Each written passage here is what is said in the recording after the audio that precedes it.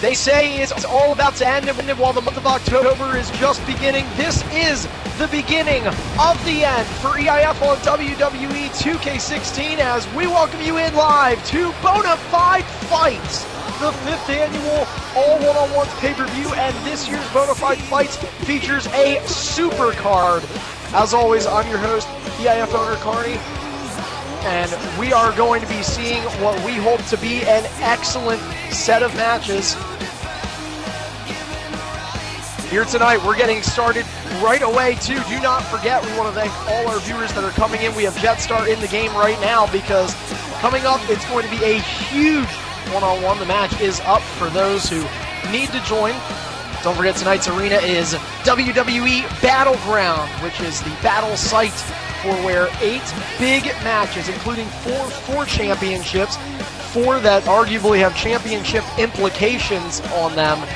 I mean, this is going to be, arguably, even though it is the last pay-per-view event for EIF on 2K16, it is arguably one of the biggest cards we have assembled in 2K16, and we're going to be kicking things off with Greedy versus Jetstar.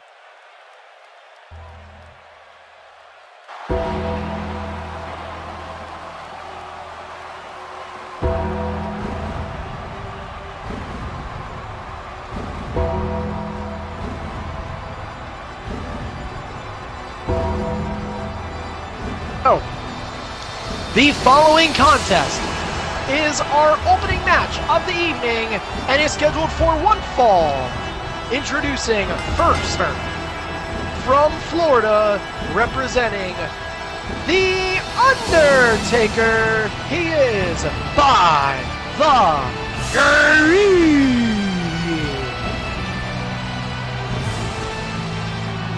The winner of this match is going to go ahead and move forward to fight NBC Master in tonight's main event for the Undisputed Superstar Championship, but whomever loses this match is going to basically be taken out of the Superstar title picture, and these 3, of course, I mean, Jet and Greedy, along with NBC, have been a part of that Superstar title picture over the last 2, almost 3 months now, and one of them is about to be taken out of that picture right now.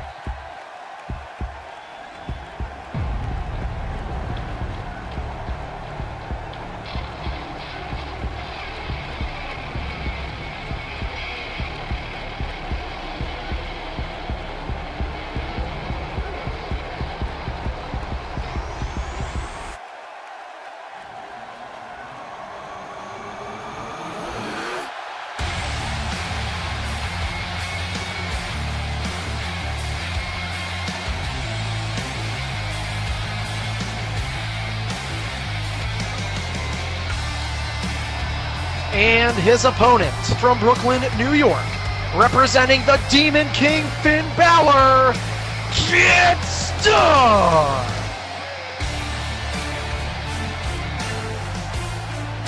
As we have a huge opener, as we mentioned, 4 championship matches, but matches with championship implications certainly evident in this one. And this is also the first time that Greedy and Jet have went one-on-one within this rivalry. The first of last month was a September to remember as they joined with NBC in a triple threat match, a very entertaining triple threat that NBC was able to win. As we get set here, we'll have Ratluck enter the ring. We're planning to actually have entrances.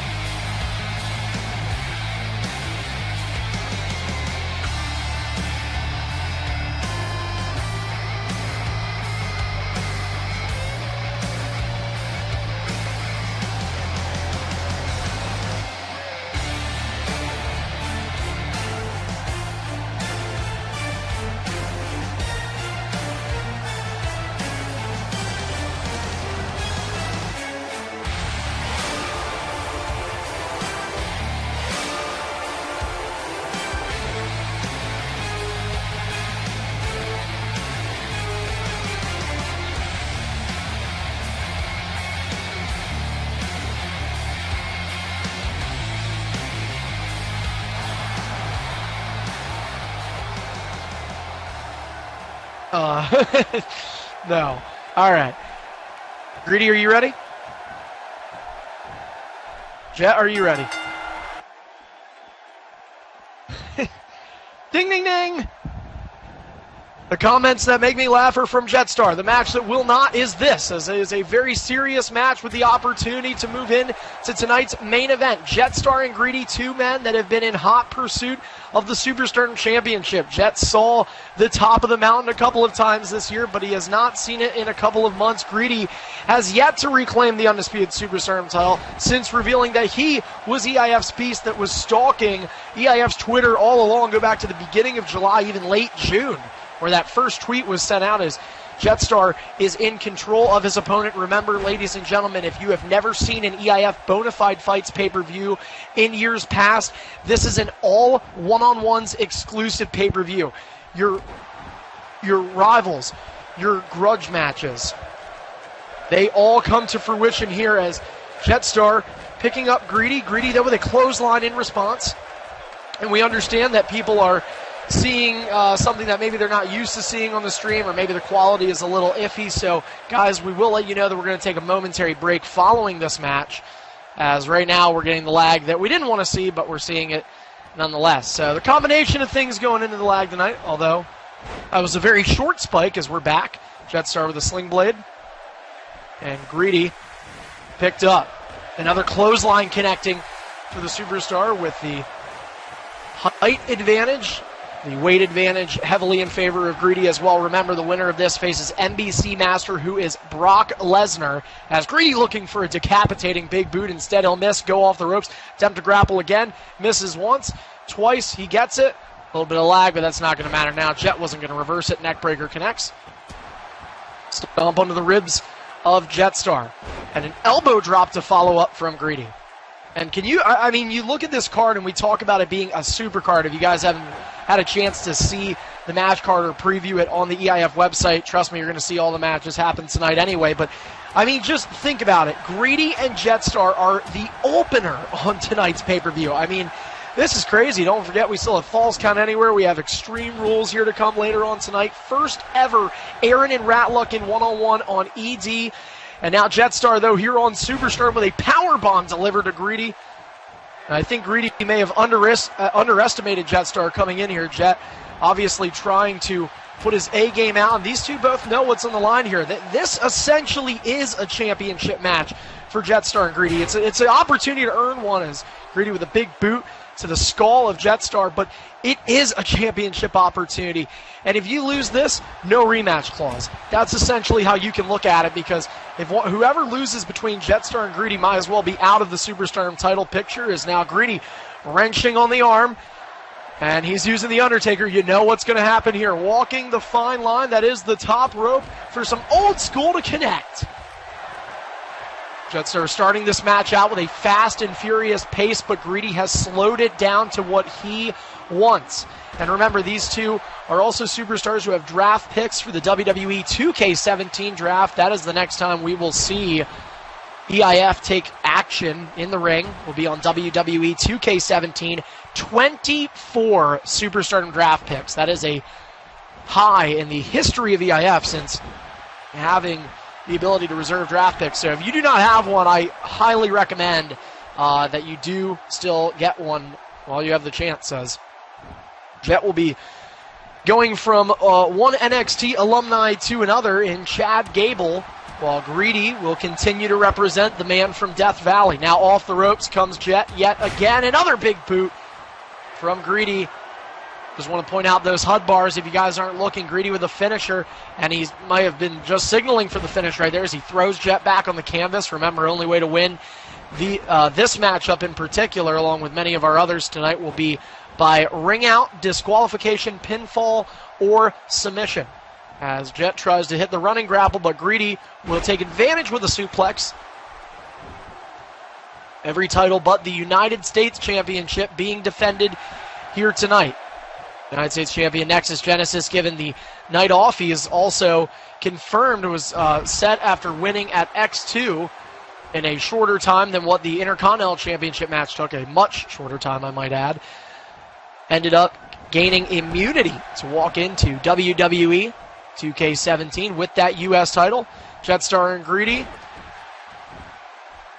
are in the first of potential 2 matches. Only one of these men will have a second match tonight, and these guys are going to be looking to be the Superstardom champion, the face of Superstardom, to walk in to WWE 2K17. Comes out Tuesday, October the 11th. We will begin EIF once again that following week. Jetstar with a couple of clubbing blows to Greedy, but an elbow to the face from Greedy, and that striking style of Undertaker being painfully used on Jetstar, backing him up into the corner, and a couple of spears as well from Greedy. And what is Greedy thinking now? Oh, wait a minute. Greedy has Jetstar seated on that top turnbuckle, and by the throat, not a good place to be. Chokeslam connects, and Greedy is just manhandling his opponent. Jetstar with a ground strike reversal, and yet again struggling to hit his moves. Greedy just says luck, could say a lot of things here, but essentially reach advantage, height advantage, weight advantage, that's playing in, although Greedy being a lot taken out of him, though, still by just keeping the offense. But Jetstar has got to crawl back into this match as both men begin to crawl to get to their feet. Looks like Greedy's got an extra step on Jet, and he does. A little bit healthier than Jet. That's going to play a role as he just nudges Jet back down to the canvas, and now the sick laughter from Greedy. Greedy maybe, after a stomp to the leg, going to go for another stomp. Jetstar's going to yet again use that ground striking reversal, and Greedy saw that reversal coming all the way, despite the little lag spikes that we've had some tendencies with. Jetstar on his stomach right now on the canvas. 2-1 reversal advantage in favor of Greedy. Both men can hold up to 4, so it is even in that regard. 2 finishers to 1 in terms of possession for Greedy. Jetstar trying to no-sell a move, trying to get back into this match, and he just cannot. Painful knee to the ribs, and looking like Manny Pacquiao strikes right there. A big right hand.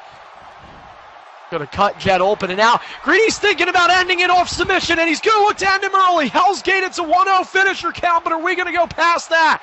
Greedy looking to punch his ticket into the main event here tonight for the Superstardom Championship. Jetstar, he's fading. Referee double checking on him right now, and he's going to fade out. Jetstar taps out, and within minutes of our opening match, Greedy, and he still had some of that yellow bar left in, makes a statement. Jetstar and his time in the Superstardom main event are over, but the question is, has Greedy's just begun? And so once again, as we saw 2 months ago in the main event of SummerSlam. It wasn't meant to be that main event, but it ended up being the main event. Greedy, the dead man, EIF's beast, has returned to the Superstardom title picture. And so tonight, it will be The Undertaker and Brock Lesnar. Greedy and NBC Master. Greedy has been teasing it. He has been distracting NBC in matches for weeks now. And he is finally going to get what he has been asking for. The undisputed Superstardom Championship match that will culminate WWE 2K16. Greedy versus... Deathlock! Wait a minute! Deathlock! Hostile looking to win the championship! 1, 2, go! For nearly 10 years, EIF has been the #1 source for competitive wrestling on Xbox Live. So check us out at twitch.tv/EIF Network. We hope to see you there. Welcome back, everybody, to BonaFide Fights. You just watched, or if you didn't watch, you just missed. Greedy and Jetstar going one-on-one. Huge opener tonight, and Greedy used the size, height, and reach advantage of The Undertaker against Jetstar, who was unable to bury the dead man, so to speak. So Greedy and NBC Master will have their SummerSlam rematch later on this evening at the main event of our BonaFide Fights. Now I'm the one botching it. I know I'm going to get called for it, but nonetheless, we are getting set for the first. The following contest is scheduled for one fall and is for the EIF X Division Championship.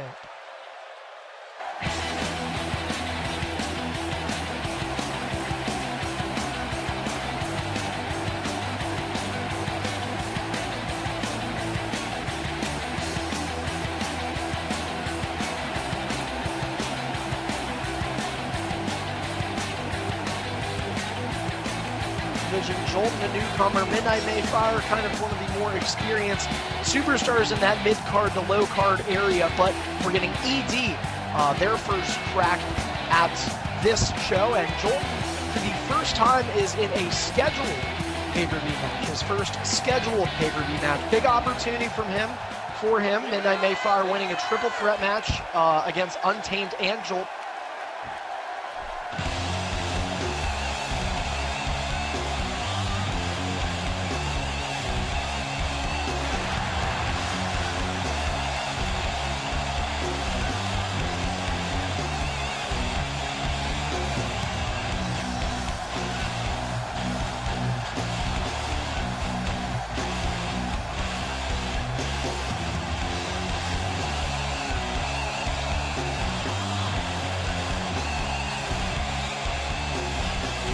And Midnight Mayfire was allowed to pick who he wanted to defend this championship against between those two people, and he chose Jolton. Now, some people believe, to the contrary of what Midnight was claiming, they believe that Midnight Mayfire is trying to give himself an easy way out. They believe Jolton is the easier opponent. He did, in fairness, lose to Untamed Legend this past week. However, he was doing very good early on, and it should also be noted that Midnight Mayfire felt differently about that. Untamed, a former multi-time X Division champion, but Midnight Mayfire felt that Jolton hadn't been given enough opportunities, felt that Jolton deserved an opportunity. This is his first ever one-on-one for a championship. We'll do in-ring introductions as Ratlick and I get counted out.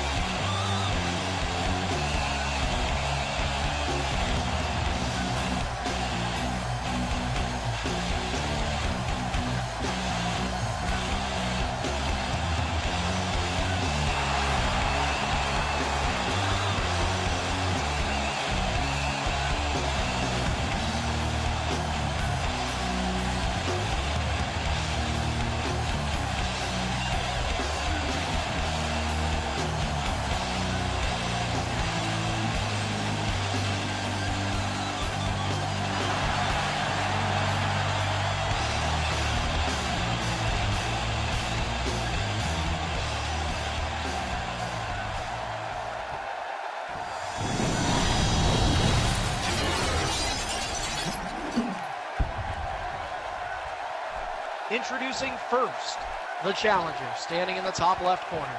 From Texas, he is Jolton. 1 time.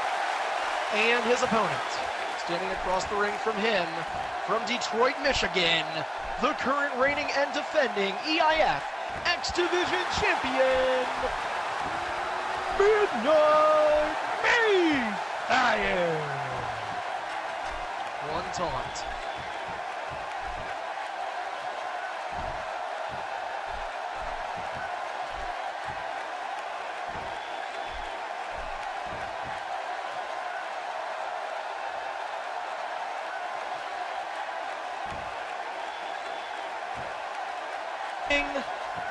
And so here we go. Jolton charging at Midnight Mayfire with a takedown from behind, and the challenger starting out fast and strong.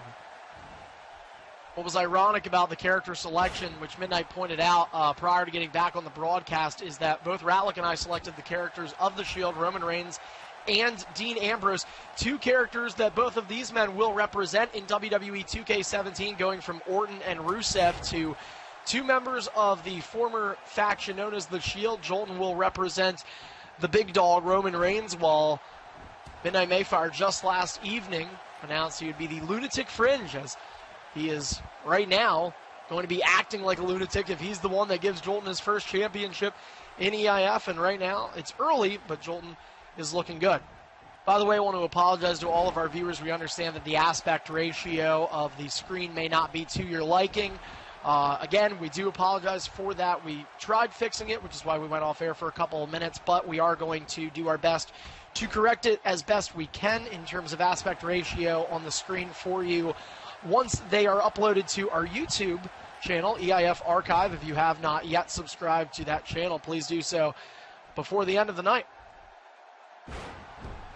Midnight Mayfire with a takedown to Jolton, and the champion in control until Jolton with a kick to the head.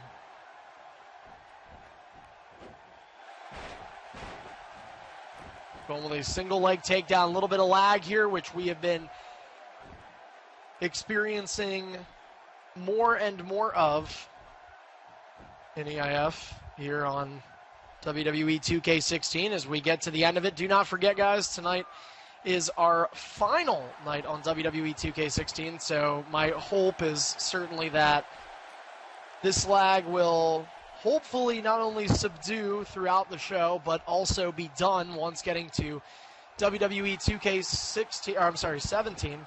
Excuse me for that botch. It's only because Aaron continues to be the only person to talk while I am broadcasting. So why we have him in the party the whole show, I do not know. Midnight Mayfire with a Pele kick to the head of Jolton. Again, if you were a fan of the old days in terms of music, you'll know the Slow Motion For Me song. And that is exactly what you are getting. So, good luck. And we hate seeing this kind of stuff, just to reiterate that. I will say this, though. Both superstars are competing through it. And so, it's the worst way of saying, sorry, deal with it. But it's one of those things where I just don't know how much better it's going to get. And as I say that, somebody from the skies speaks.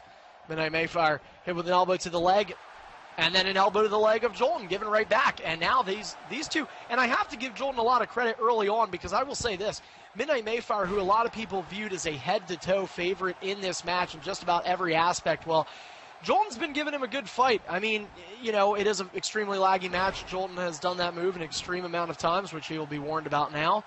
Jolton, just so you know, yep, that's okay. That's a warning, So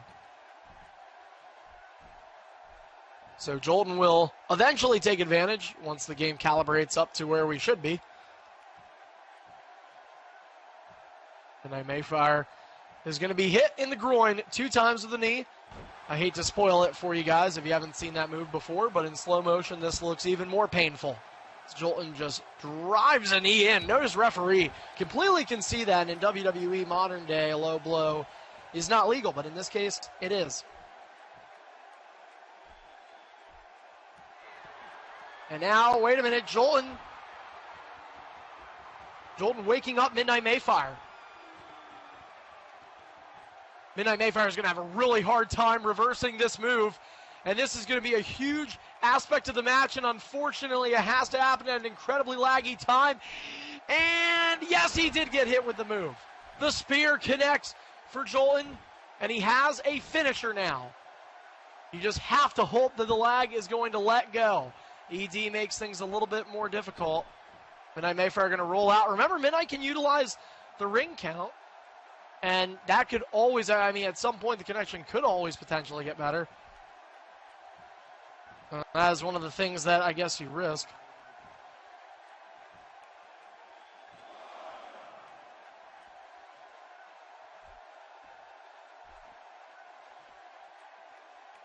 So Midnight Mayfire are going to walk around. So temporarily the lag has been fixed. For how much longer, I do not know. Jolton on top of things right now, though. He throws Midnight Mayfire down, and Jolton is not going to waste any time here. Midnight getting back in the ring. Here comes Jolton thinking finisher time. And no, it was not a finisher. We had to wait and see due to the cinematic camera angle there, but Jolton rolling Midnight Mayfire over. Elbow after elbow, and so on and so on. The challenger putting up an impressive fight. And this is actually a finisher for Jolton. My apologies. I didn't know it was a finisher. The F didn't go away until just now. It is a 1-0 finisher count, and we could have a new X Division champion. Jolton looking to make headlines in EIF too, and no, Midnight Mayfire, the champion with the shoulder up. DDT, though, I tell you what, Jolton has smothered Midnight Mayfire. He's got a full yellow bar. And, you know, when I said earlier, I mean, Midnight really doesn't want to be the one to say he gave Jolton his first championship. That is not a knock on Jolton at all. Just what I mean by that is that's what a veteran superstar in this league, that's what an experienced EIF superstar looks at in terms of aspects like that. They don't want to be the guy to say that happened. Hostile Exile, who's #1 contender for the Undisputed World Championship right now, over a year ago was the world champion, and he gave Greedy his first Undisputed World title. Ratluck, back in January of 2015, gave Greedy his first Undisputed Superstar title. Hybrid gave Tripod his first Superstar title. I mean, nobody necessarily wants to be that guy, as everybody's involved in that move. Jolton with a little bit of X Division flair, but the referee was a victim, and so Midnight Mayfire will not have to worry about the officials' count. And to the apron comes Midnight Mayfire, missing that diving knee. Big clothesline, though, he did not miss on. And a finisher is in hand for the champion right now. Jolton trying to get to his feet. Midnight Mayfire going to wait. This, by the way, the first year in EIF history that BonaFide Fights has been the final pay-per-view of the year. You could argue that it was last year because Fight the Fate got canceled one match in due to technical issues. We have had some technical issues tonight, but we were hoping that we are continuing and going to be able to continue to get through tonight's show as Midnight gets in the ring. Jolton stopped, and don't forget, Jolton does not have a reversal right now. Midnight could be looking to finish him off, but instead, he's going to do the smart thing, and that's do the damage. Remember, Jolton would have got hit with a finisher, just say he would have had any yellow bar left. That pin bar is going to be a little bit bigger, and that's going to be easier for Jolton to kick out. But now Midnight picking up the X Division challenger, who responds with a clothesline. Back and forth these two have went. Jolton, by the way, once again out of reversals. Midnight Mayfire with two in hand. Kick to the midsection for Jolton, misses. Midnight turns him around. And Midnight Mayfire, shout out to his Superstar character next year. Dirty Deeds connects the champion. Looking to retain here tonight. Two shoulders of Jolton are down, and they are not coming up. Midnight Mayfire retains the X Division Championship.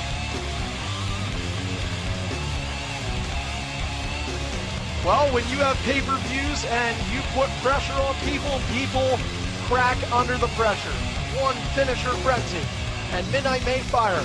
And to the people that felt that Midnight picked the easy challenge, I'd argue he did not. Jolton certainly gave the champion a run for his money. At one point, had Midnight Mayfire in red while Jolton had an entire full yellow bar, but the champ came back. And so Midnight Mayfire, in the first of our 4 championship matches this evening, has retained the X Division Championship, joining Nexus in the champions that go into WWE 2K17 with gold. So coming up next, though, we are not done with championship matches, because up next, it is the Intercontinental Championship match. The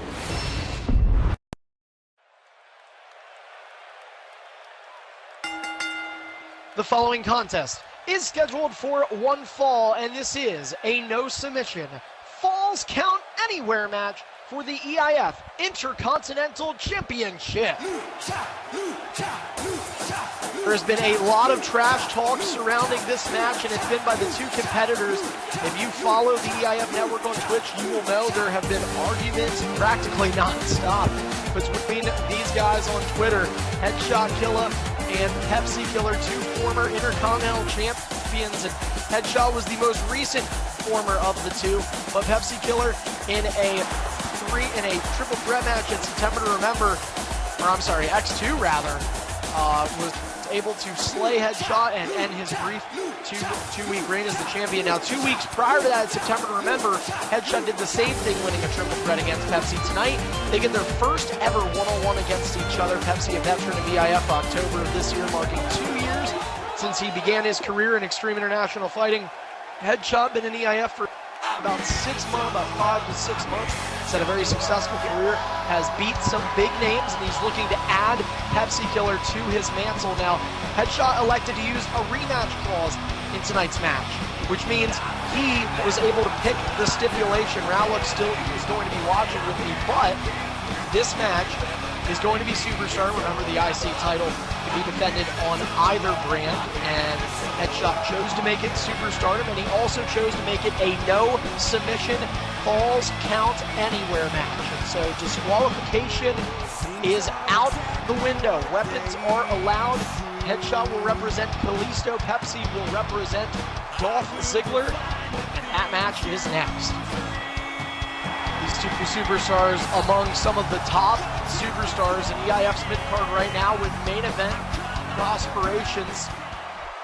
They are hoping that they will be able to, with a win tonight, not only continue or begin a reign as Intercontinental Champion, depending on who walks out, but introducing the challenger first.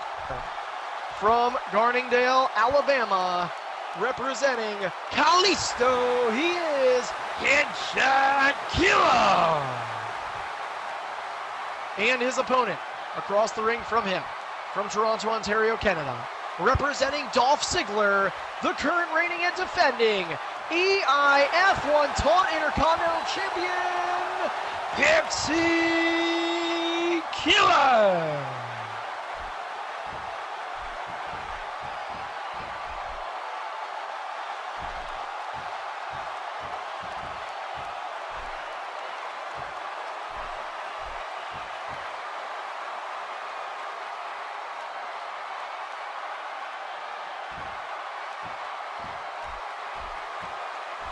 It's a little bit laggy, I think, but good luck. Ding, ding, ding. Well, we've had lag spikes throughout the first two matches, and we had a drop kick to start this one off, but we have to hope that the connection's going to get better. I will say Headshot and Midnight, who have been a part of the last two matches, which, I mean, the last one obviously saw a little bit more lag. I've been having some connection problems with those guys over the last little bit. So, Headshot Killa, right back kick, fast and furious pace to this match. The reason why it's no submission is because these guys both with 5 reversals, but Headshot knows Pepsi can use that sleeper hold to win the match, and we saw submission used in our opener where Greedy defeated Jetstar, and that's something Headshot did not want to see happen to him. This is the first time these two have ever fought in a one-on-one. Pepsi stands still for a drop kick to connect for Headshot. Elbow to the face from Pepsi. Shot stopped from Headshot. A lot of firsts here tonight at BonaFide Fights. A super card here for Extreme International Fighting. Great way to end WWE 2K16 as Headshot going off the ropes. Big body splash delivered to the champion. And for all the trash talk that was mainly started from Pepsi, the champ is going to now have to back it up. Headshot Killer running away. Head scissor takedown connects to the IC champion, who, by the way, is the IC champion for the 7th time in his career. Pepsi, in just 2 years, a little less than 2 years, has held the Intercontinental title more times than anybody in the history of EIF. Depending on how you view it, that could be a good thing or a bad thing, but either way, Pepsi Killer hoping that he continues this current 7th reign. Back and forth they go. Pepsi with a drop kick. Headshot Killer yawning, eye-rolling. Although in this match, he is on the ground. That's what matters. Again, Headshot picking the stipulation. Not only is it no submission, but it is a falls count anywhere match. Anywhere this match goes, the official should follow. And a pinfall could take place anywhere inside the entire arena. Only match of its kind available on tonight's BonaFide Fights card. Only other match is Aaron and Ratluck tonight, which is not falls count anywhere, but will be an Extreme Rules match.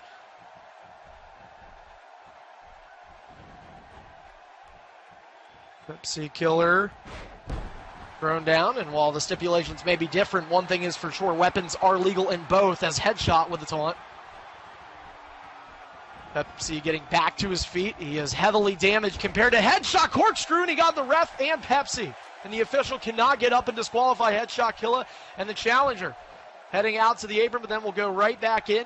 Pepsi Killer just able to avoid that grapple. Nice drop kick to the lower legs. Not able to take out the legs of Headshot, as he does end up getting him onto the ground now, but Headshot forced to retreat off of a reversal. And now a stare down begins. Now what do you do? That's the question. Headshot to the apron. Back into the ring. Pepsi allows clean entry, but ends up getting the upper hand nonetheless. Quick snapping suplex connects for the IC champion. Looking to follow in the steps of Midnight Mayfire and also retain his championship here tonight. Pepsi now picking up Headshot. Right hand, couple of rights. A kick to the midsection, elbow to the face of Headshot. Twitch, and that's going to be a free move. So after this, Headshot's going to get a free grapple. You guys probably saw it at home. Bit of an excessive twitching from Pepsi Killer. That'll be the first violation of tonight's EIF rulebook. Presented by McDonald's. The home of Tripod. And now Headshot Killer with a scoop slam.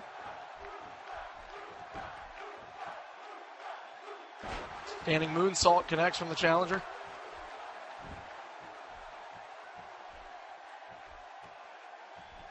Pepsi Killer struggling in this matchup with Headshot, a guy who Pepsi had all the confidence in the world that he felt he would be able to knock off his challenger tonight, but Headshot is doing what he's done over the last several months in his EIF career. That's proved people wrong. Same thing was thought back in the beginning of July. Victory votes almost 3 months ago.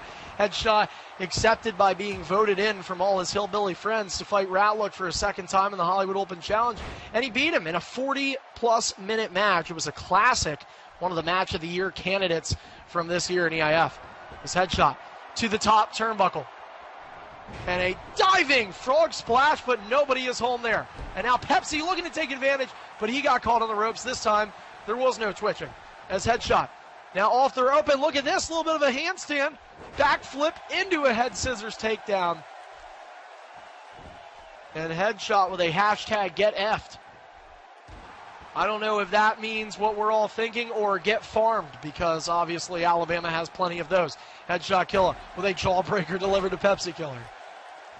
Looking for a title to change hands. Headshot already a former multi-month X Division champion, looking to now be a multi-time United States champion. Held the Intercont rather. Held the X Division for 2 months. Did Headshot. Now a little bit of lag, possibly at the best time for a guy like Pepsi, who was at the time losing, but now he has the driver's seat, and Headshot once again. A reversal to escape the ring. And here's the interesting part. Headshot with the baseball bat, completely legal. Pepsi avoids it. Not that time, though. Again, Headshot by choice of stipulation. The baseball bat being put into play. All legal in falls count anywhere. Headshot at any means necessary, practically, to get his championship back. Just 16 days after losing it.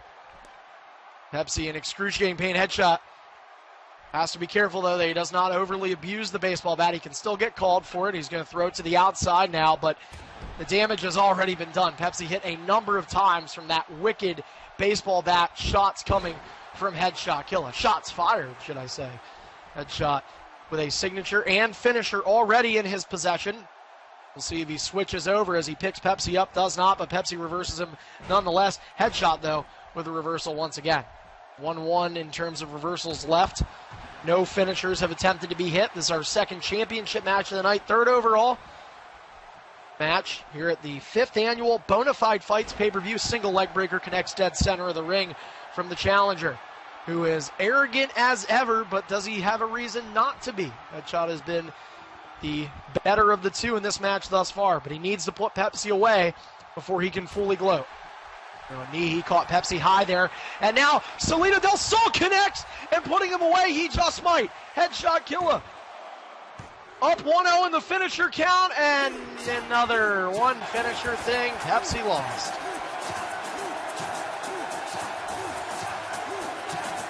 Well, it's a lackluster ending by a match that had the potential for more if they only cared enough.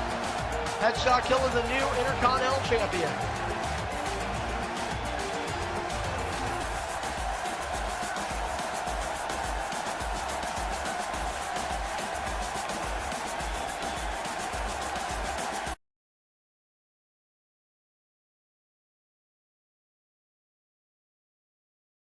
Triple H and Daniel Bryan, or actually Stone Cold and Daniel Bryan, because DZ had to ruin that possibility of making a WrestleMania rematch. But the match is up.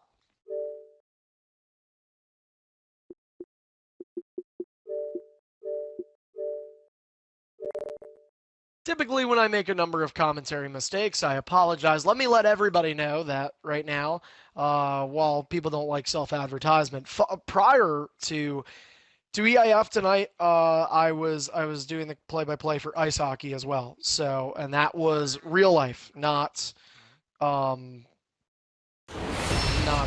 virtual, not NHL 17. Some people would like that though.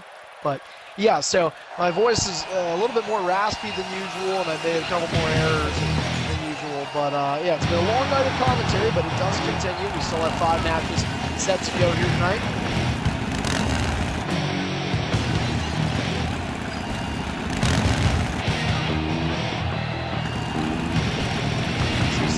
Slowly getting back in the game as fast as possible, but we've got some time here, just about an hour through our final event here. It's been a good one.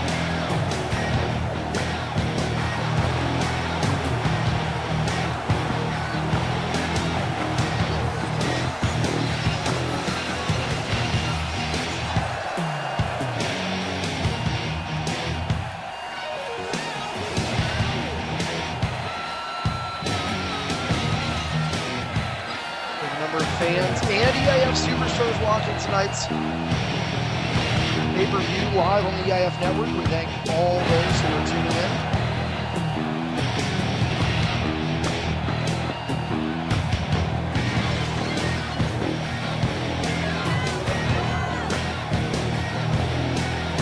Easy is in. We are readying up, getting set for the match that marks the midway point of the show.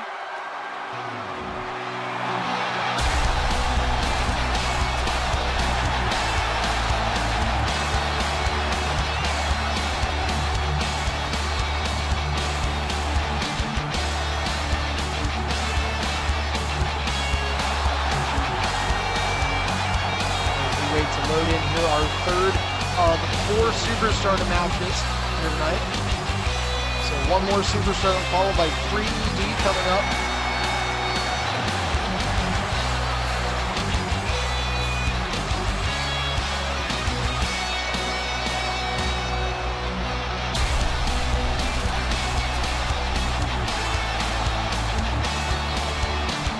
DZ having good flashbacks of his connection.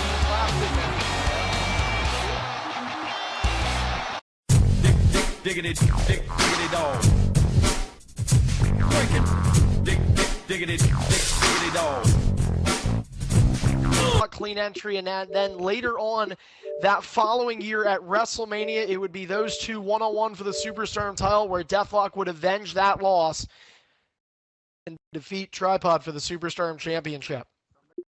Tonight, though, it is ED. It is Tripod and Deathlock. Tripod coming off a match, and whereas we like to say he was CM Punk'd in the UFC by Hybrid Maniac, but now he has an opportunity to be the Mickey Gall.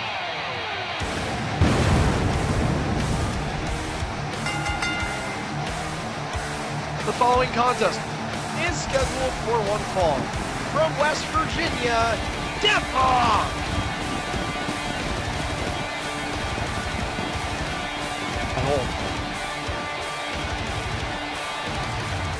Oh God. Well, here's a funny story for you guys. You can't hear it on the stream right now, but Tribot just got Deathlock to agree to clean entry. And this is what happened 2 years ago. Tribot didn't allow it, and he stole a win from Deathlock. Just about any time Tribot gets a credible, or I should say actually, just about any time Tribot gets a victory in EIF, he does not get a credible victory. There's always something that, and the one time we thought, oh, he beat Hybrid clean, he actually paid Hybrid a lot of money, and that paid me a lot of money for funds. So anyway, the match is up. Go ahead and join.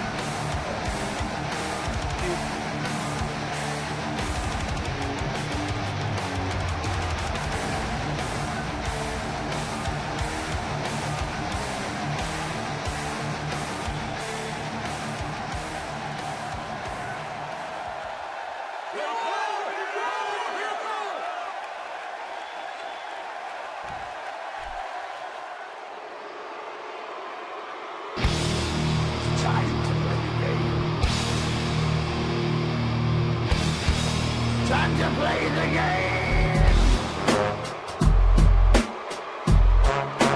And his opponent, from St. Louis, Missouri, Charismatic Nebula. Don't forget, we just want to remind everybody the connection has been very difficult thus far tonight if you're just now tuning in, and Tripod is using Paint Tool to help the cause. Love Tripod. People were telling me that the game was really bad, like, not just me. Like,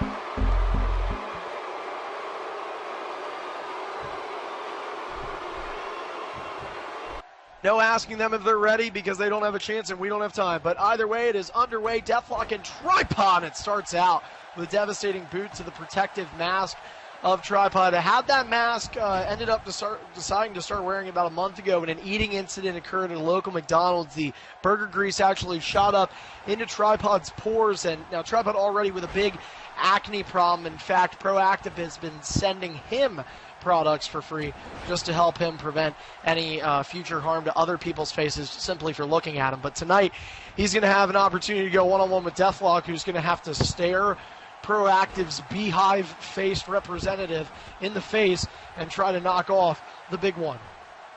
And a spine buster, that must have been, he probably lifted about 838 pounds right there, but Deathlock obviously going to the gym. So this is a big opportunity, though, joking aside. Both these men have an opportunity to, Deathlock nearly getting his knees stuck there, but both these men with an opportunity to get back into some main event relevancy as Tripod, big elbow.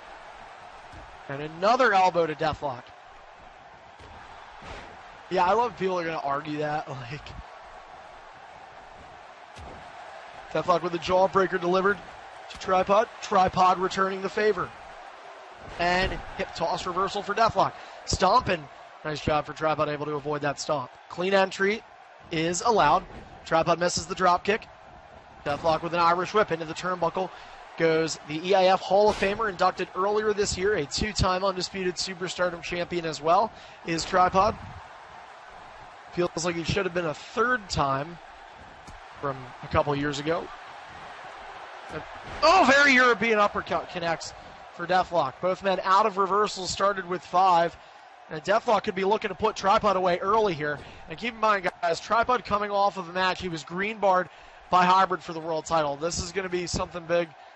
Dude, I can't do anything. I mean, the match is like the way it's been going. I mean, other than last match, was there would be a lag spike and then it would come back, like it would come back to being good. But I mean, I don't know. That's true. That doesn't help. He is right. It does not help at all. Deathlock with a big right hand, rocking the jaw of Tripod. Tripod going to roll to the outside here. Tripod's going to hope that he can help the connection.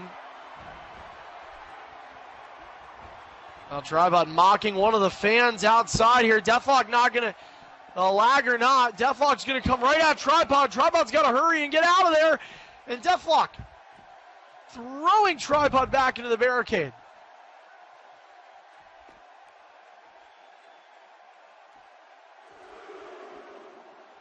I think the stream might be delayed when it says that, though.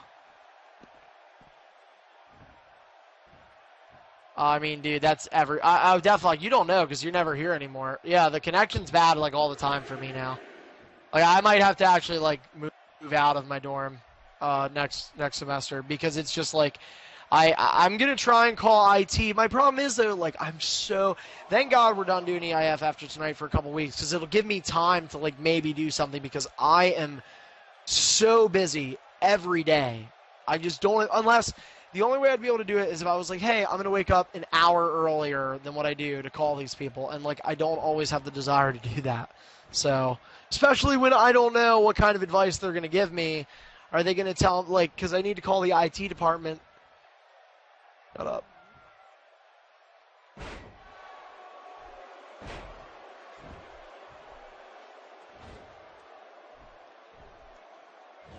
Deathlock rolling out of harm's way. Looking for that right back kick. He gets caught with a drop kick.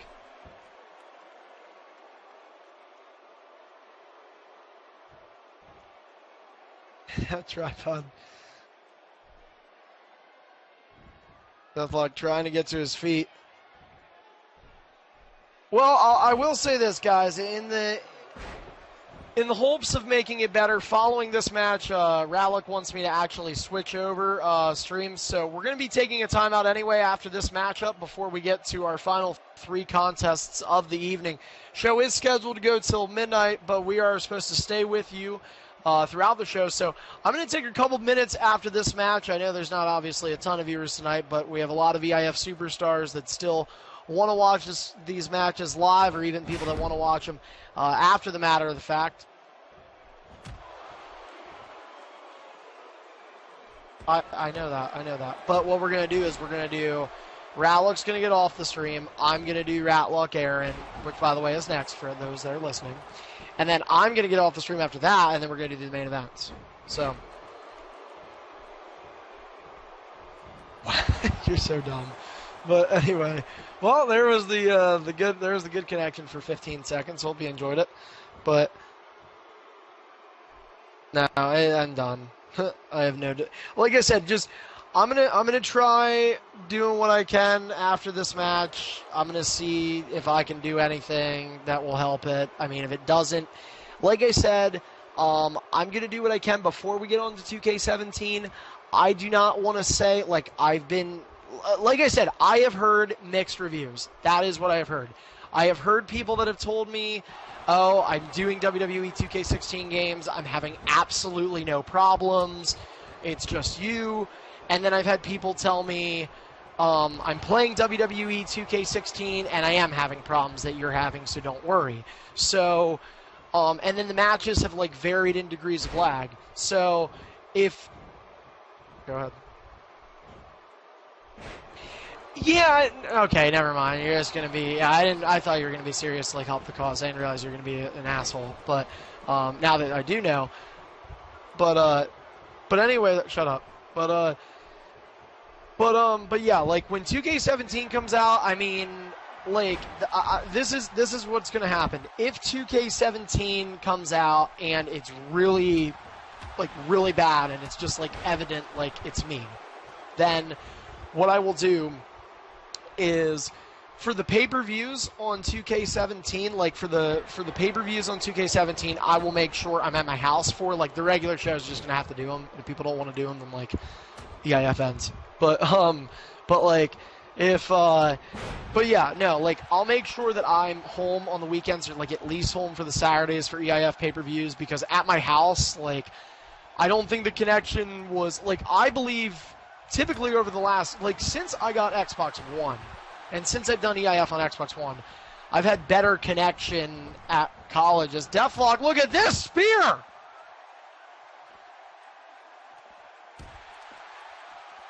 But I've had better connection at college than here. But I'll tell you this, Rutch, my house is not this bad. So So, like, whatever pay-per-views I do, I'll make sure that we at least have the pay-per-views and, like, the big events at my place to where the connection I know will work. And then I'll just figure something else out to, like, you know, I don't know what you want to say, like, counter it, maybe. But anyway, Deathlock back body drop delivered to Tripod. Stomp on the ribs. And again, you know, we talked about some of our non-title matches having title implications. This match doesn't have any guaranteed, but what it does is, you know, it's guys that are trying to be in the main event picture and trying to remain in the main event picture right now. And so a loss for one of these guys is going to hurt bad, but a win for one of these guys could do a number of wonders as Tripod, oh wait, reversal from Deathlock. Both men with 2 finishers. Deathlock now stomp on the leg of Tripod. Missing that stomp. Here comes Tripod with a big knee. He rocked the jaw of Deathlock. Here comes Fatso. Oh my God, a ton of weight. Literally. Right on top of Deathlock. Now, what was this? Deathlock being Tripod choking the life out of Deathlock there.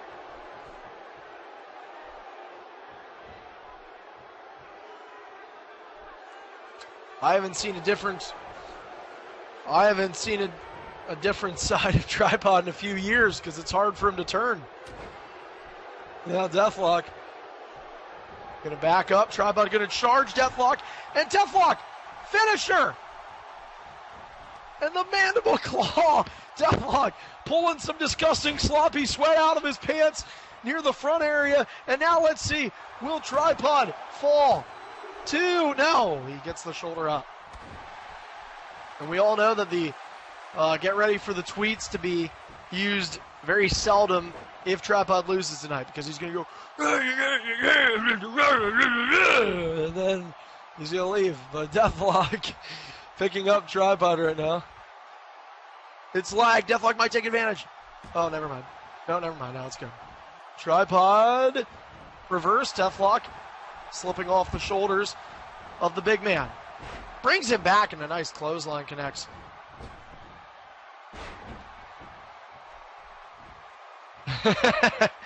All right, I'm getting the hell off this. Deathlock fireman's carry delivered to Tripod. Uh-oh, Deathlock out of reversals, not good for him, and he gets the mandible claw. And Deathlock got Tripod to look dumb, which he always does. But Deathlock, now 2-0 finisher count, hooks the leg. Shoulders down, 2, and Tripod once again able to get out of it. Tripod with 3 finishers, though. Deathlock just now gaining a reversal. Deathlock, oh! That was bad. Deathlock ran into a big boot. Now again, Tripod. Senton City meeting the Senator. So he picks Deathlock up.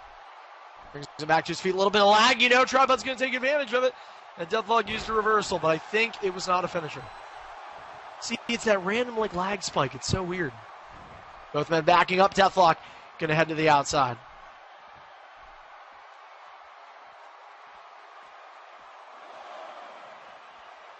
It's just my anger.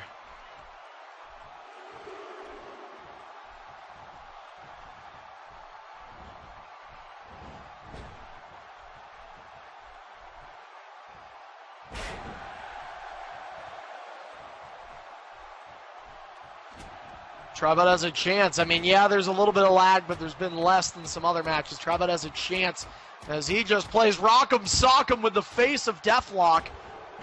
But Tripod with an opportunity to get a clean win, and that would mean a lot for Tripod. A running knee right to the face.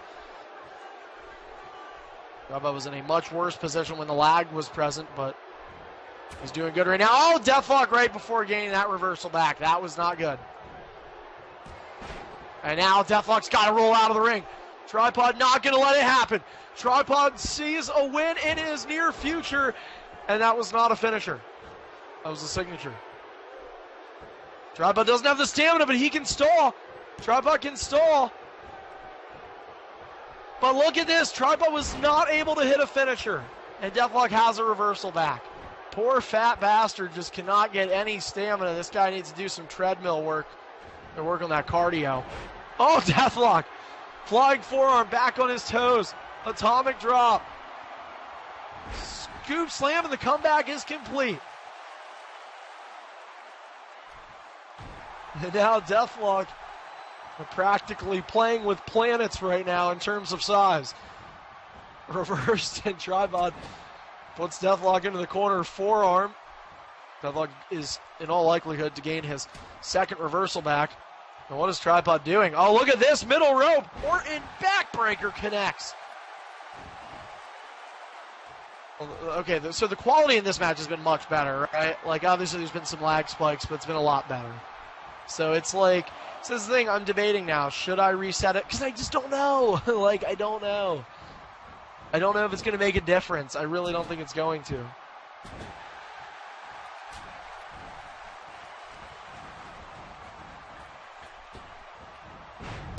Deathlock, big DDT connects to Tripod.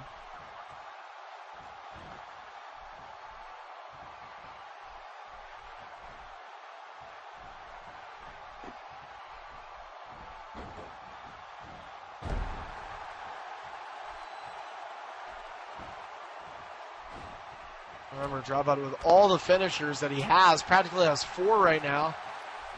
But it is a 2-0 finisher count lead for Deathlock. Now Tripod out of reversals, but he's going to use a finisher, and he's going to get it. Tripod going to look to pin Deathlock. 2. And, oh no, Deathlock gets the shoulder up. 2-1 finisher count.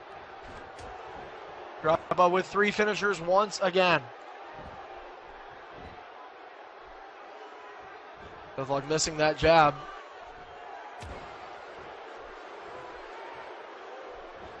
Now Deathlock, sit out scoop slam.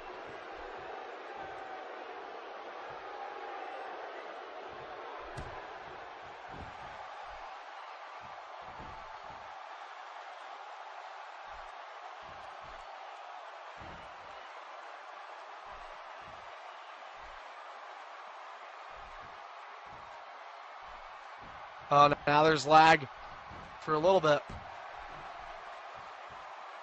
Will Tripod elect to do a move in lag? He might. He just might. He's a piece of shit, and that's exactly what he did.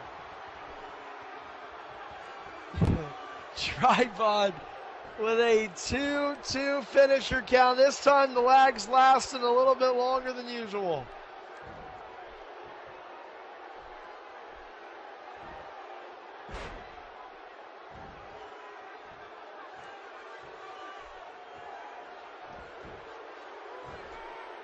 And the lag is alive.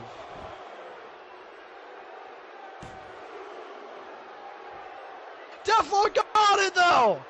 Deathlock kicked out in lag. I still think I don't know. I still think I'm gonna reset after this. I can't take it. I'm just gonna have to. I just like need to tell myself that I did everything.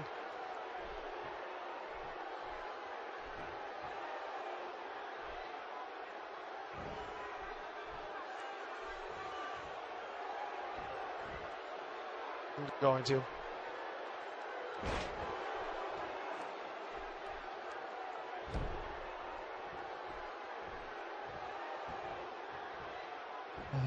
Death lag.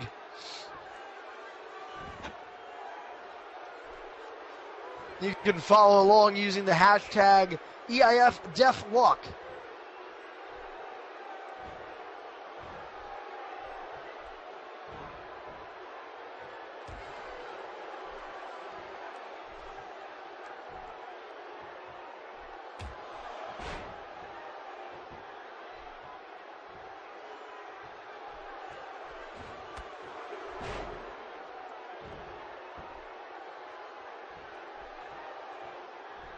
So Tripod clotheslining away here on Deathlock.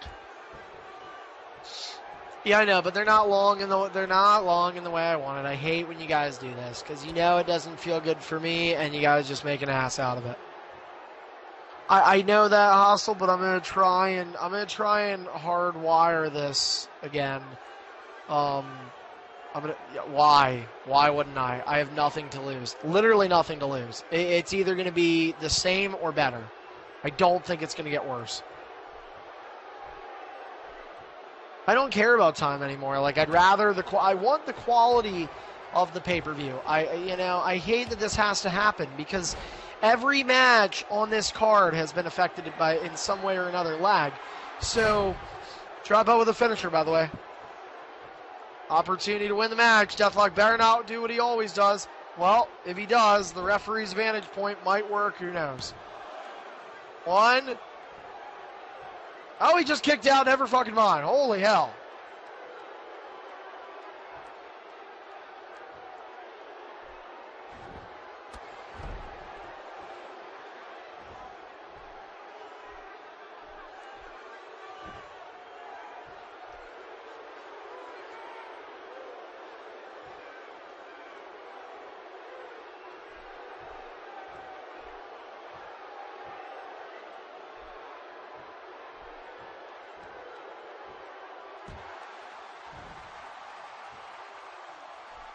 Yeah, exactly.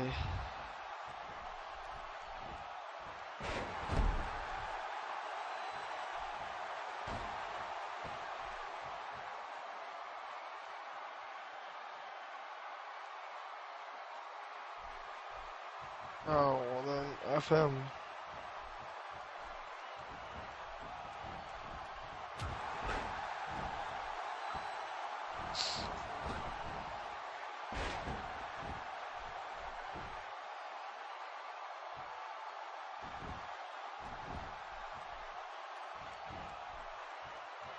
Why did I do that? Oh, that's not what I wanted to do.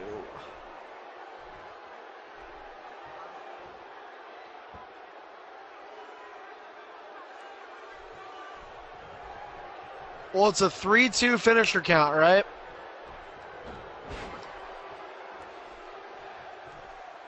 And, oh, wait a minute, wait, Deathlock! Deathlock stealing Trombone's finisher, 3-3! But no, wait a minute, Deathlock's down! Deathlock has got to roll over and he does. He has the arm over Tribal, but not enough leverage. Is it going to be enough? No.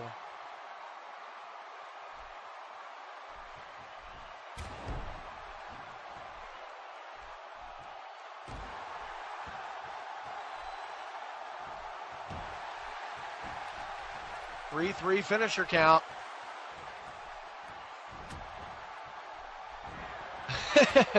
I got it, Aaron. I get what Aaron says. Like, if you don't use it the next 4, you're done. Oh, it's 3-3.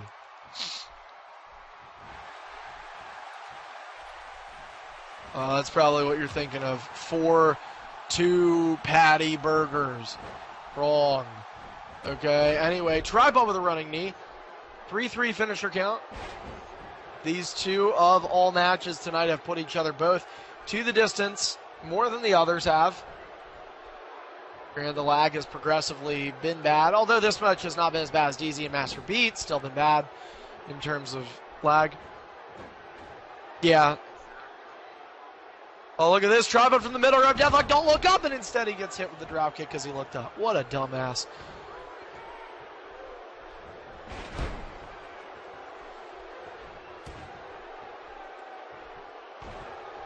Stomp from Deathlock.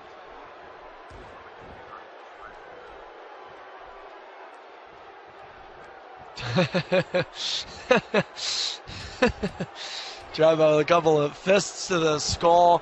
And now Pele connects from Deathlock. We are into the final scheduled hour of tonight's show. 5th annual BonaFide Fights Super Card with Super Lag. And Deathlock waking up the Danish eating douche. Who reverses it? 3 finishers in hand.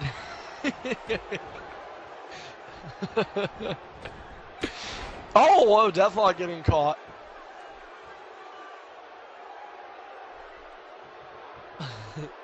Yeah, Danishes. You ever heard of him?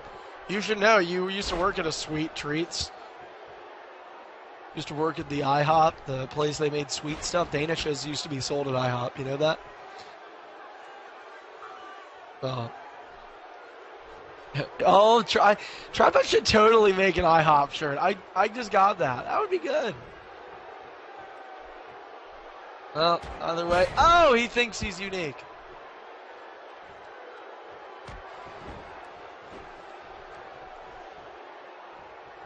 Not as flat. Well, Deathlock with the right hand. Couple of rights.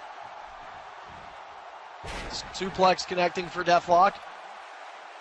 Last two matches going on for quite some time here. Lag is assisted in the length, but I mean, it probably is, but it's not standing up against much. Yeah, I mean,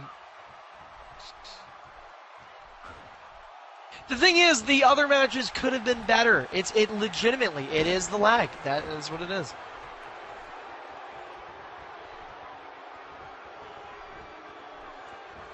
Jeez.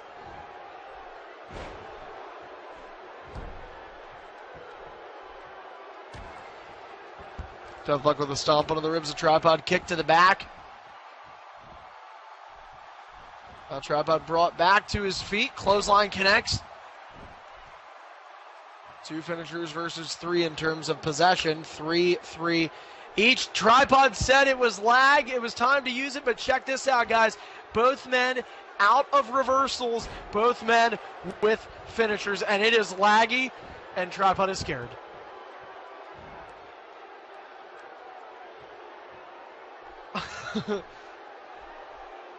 And what's he gonna do? Oh, he goes for the signal. He didn't even go for. Oh yeah, you did. Okay, my bad. Oh wait, it's fast. The problem is, can Deathlock hurry? Can Deathlock hurry? No, he can't. Why would you, right? We're not on a time schedule. Nah, it's cool. I do to some degree still. Yeah, Hostile to wake up at 9:30. Poor bastard. Help this kid out. Oh, Deathlock reverse. Shoulders down, leverage pin, Deathlock. And you let go of it. I hate you. Don't put it on your moveset if you're not going to use it. Do not put it on your moveset. And then you do a manual like a dumbass. Free taunt and a free up. Free taunt and a free taunt. God damn it, dude. Just take it off your moveset. You're not going to use it, then don't waste my time. Ding, ding, ding. Fuck. Just hit him with the finisher. There you go. 4-3. 4-3. Yeah! Deathlock with the finisher. I was. And now, why? Why? What are you trying to achieve? What are you trying to achieve? Are you really trying to lose to him? I mean, it's not a good person to lose to if that helps. Yeah. It's a 4-3 finisher count. I have to because it's not even a pay-per-view to me anymore right now. It's a WWE special because of the lag. So it's now a 4-3 finisher count. Deathlock looking for the stomp. And instead, he gets the pin. Is Deathlock putting Tripod away? No! Tripod, this time by use of resiliency, though. However, it is a 5-3 finisher count. That would be two more, actually, dumbass. Have you ever been to Sesame Street? And now, Deathlock looking to get, and it is a 6-3 finisher count. Tripod again hit with the Dirty Fingers claw. If Tripod does not pin him here, he is going to put Tripod on life support. Either way, he should be due to his food habits. And a shoulder up. And so Tripod cannot be hit with any more finishers. By the way, Deathlock is about to gain one. Just, for fun, I want to point that out. But anyway, so Tripod has got to hold on. If Tripod gets hit, uh-oh. And it is over. 7-3 finisher count, and Tripod complaining, but I have good news for you guys. I want everybody to watch on the hard camera side here. Deathlock gonna pin him right here, and everybody will know that through a year, Tripod ends this year a loser. Deathlock with the win. Well, it was a hard-fought victory, but it was a 7-3 finisher count. After Tripod had already been down by 2-0, he ended up hitting 3 consecutive. They got hit with 5 unanswered. What the fuck, man? But Anyway, if that's the way Try Buds Here ends, well, it's a good thing to know that the X Division is still accepting contenders for 2K17. And so with that in mind, we're going to step aside for a break here on the network. We still have 3 matches coming your way, 11:11 right now, Eastern time. That's typically Make-A-Wish time. It's time to make a wish, and this connection gets fucking better. We'll be back with BonaFide Fights after this.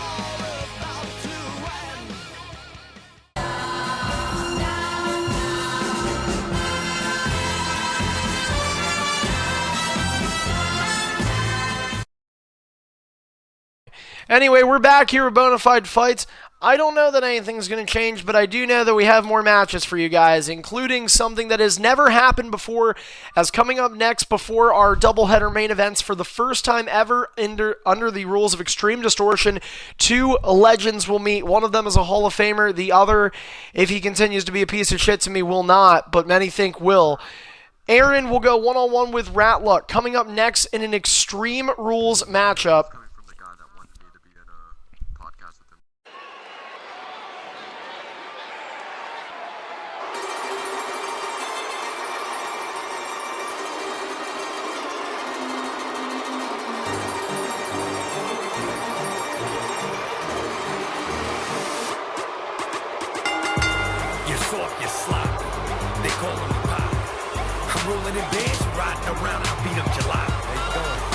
The following contest is scheduled for one fall and is an Extreme Rules match. Introducing first, hailing from Battle Creek, Michigan, you know him, you love him, the one, the only Hollywood Red.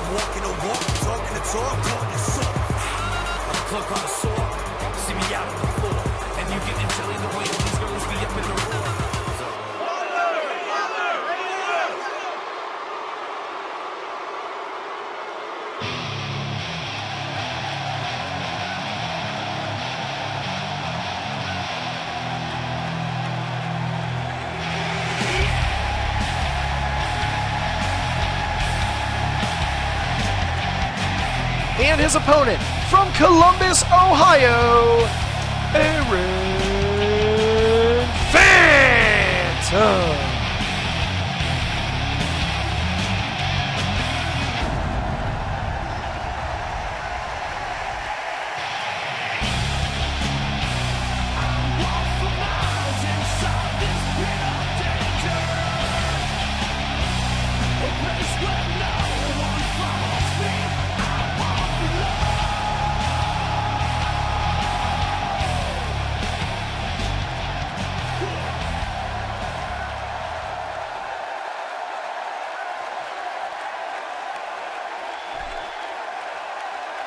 Ding, ding, ding!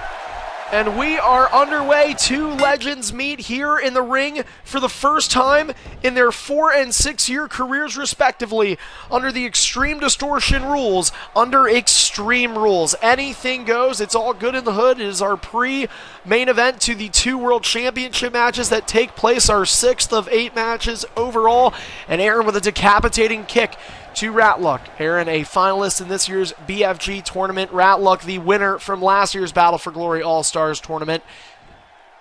And the list can go on and on. Both men world champions on each Superstardom and ED. Both men successful in mid-card careers. I'd argue that Aaron probably the better of the 2 when it comes to the mid-card title reigns.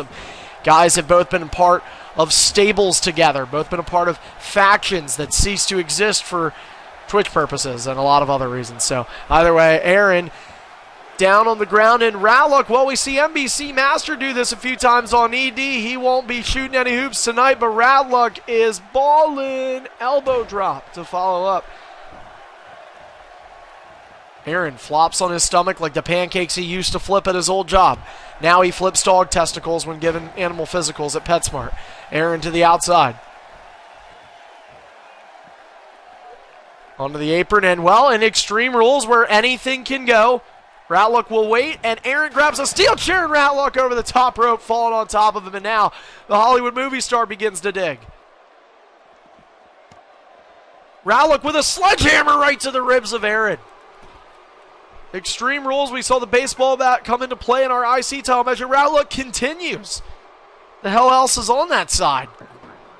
And here we go. Well,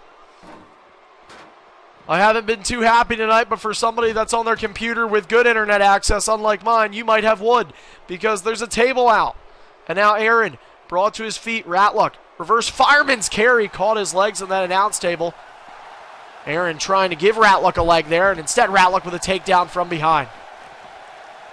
And you know, these two superstars hoping that they can get back in the realm of main events. Aaron in back-to-back World Championship main events at the two pay-per-views prior to this. Ratluck is EIF Mr. Money in the Bank since August the 13th. He is yet to cash in, unclear as to what he'll do following tonight's match, but right there he did an elbow drop off the top rope to the outside, I might add. And Aaron getting green barred by Ratluck. Ratluck just continuing to put on the pain, and now table being brought in from Ratluck. Ratluck going to begin to set it up. Aaron, oh, well, Aaron sees that. Aaron's got to crawl away right now. Ratluck going to try and cut off the corners here. Aaron going to take a walk up the steel steps, and oh, that would be a great position, by the way. If Ratluck would have did something there, that would have been awesome. But Aaron with a knee to the back of Ratluck, trying to get right back in this match. And Aaron needs wins. I mean, Ratluck technically, you know, how much does this win mean to him? I don't know. I think not very much. I mean, look at him. He's got the Money in the Bank. He could get, I mean, he can't anymore, but just say he would have got green barred in this match. He could have still left tonight as the world champion on either brand. He calls the shots right now, and he has the opportunity to call them for the foreseeable future. If Ratluck does not cash in tonight, he's walking into WWE 2K17 cashing in, because tomorrow I am taking this piece of shit game back to GameStop. So I will not be on to sanction a Money in the Bank. But Ratluck might not be able to allow to sanction physicals, but he certainly gave a physical low blow to Aaron right there. Irish whip reversal connects for Columbus's resident, who's stopped with a belly-to-belly suplex. Ratluck with a couple of stomps here on Aaron, make it 3.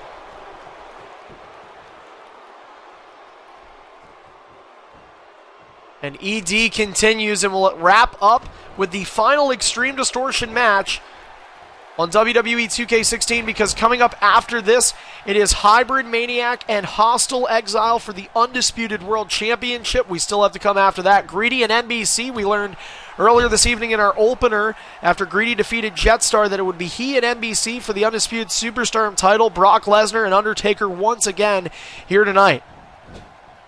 Ratluck putting Aaron into the corner now on the top turnbuckle. And what's this? Ratluck from the bottom rope. Oh! That's a different move there. DDT. Awkward positioning. And now Ratluck realizing that table not working so well out there. He's going to bring it in the ring. Aaron clipped on his legs from some of that framing surrounding the table. Steel framing. As Ratluck take down Aaron, catching part of his lower half on the back of those table legs.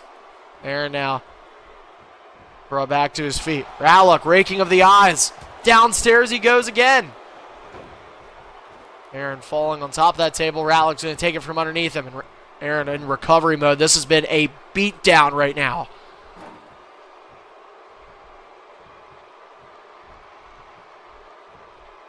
Now Aaron brought to his feet, dangerously close to that table, and Aaron able to avoid it.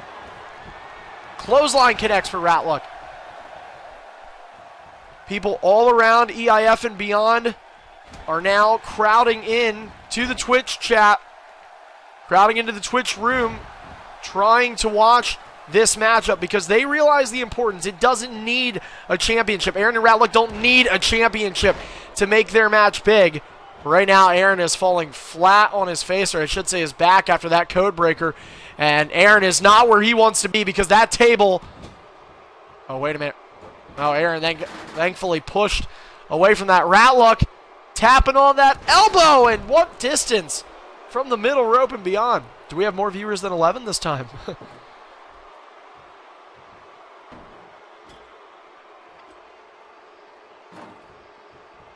3 total. Ew. Anyway, awful. Aaron now. Oh, wait a minute. Ratluck. Aaron's got to get out of there, and he does because the game is awful.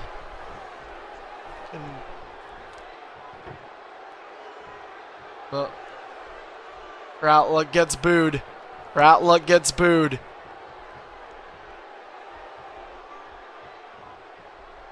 And now Ratluck Irish whipping Aaron into the table, and now Ratluck spear, and no, he went through it alone.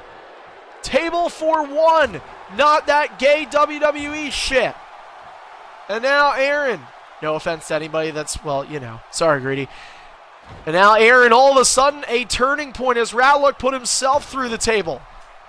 Opportunity for Aaron to strike. And he's going to go to the outside now. Aaron grabbing that steel chair, wasn't able to be used yet in this match. Can he use it now? And he does. Chair to the back of Ratluck. That was the weapon that Aaron initially brought out. Again, Extreme Rules from 2 superstars who are veterans of extreme international fighting. They know how to use those weapons. Aaron, specifically, I remember BonaFide Fights a couple years back, had a really entertaining match for the X Division title as he takes down Ratluck. Aaron with a taunt. And Aaron with a big opportunity to come back in this match, getting Ratluck into red now. Good for him, or almost red, I should say. So he has that just little bit of yellow left. And Aaron's going to get rid of that right now. Just about.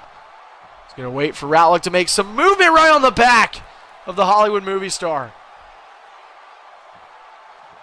And now Aaron, oh, Aaron's going for blood here. He's going to hurt Ratluck. Ratluck's leg wrapped around that steel chair, and what the fuck? Man, this is like an ECW reunion. God damn. A modern day ECW reunion. It's not like Deathlock at Midnight, though. That was way worse. But anyway, Aaron picking up Ratluck. Ratluck with the left hand.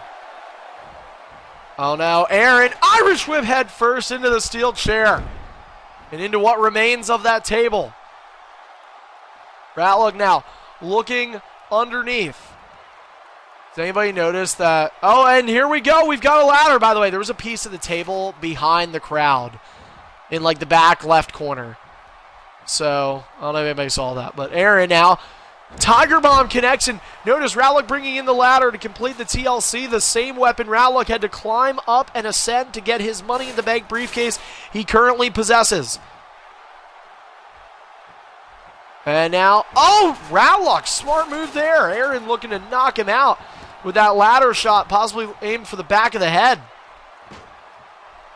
And now Ratluck able to get him in the back, and now Ratluck setting up the ladder. Ratluck once again roll through into a power bomb delivered to Aaron. And Aaron in recovery mode and Ratluck in flight mode. No briefcase there right now. Ratluck from the top of the ladder, elbow drop connects. And Aaron has just been put through hell and back in this match. But he no-sells it with a ring escape. Now thrown into the ladder and stunned as Aaron zigzagged from behind from Ratluck. Ratluck going to go to the outside once again.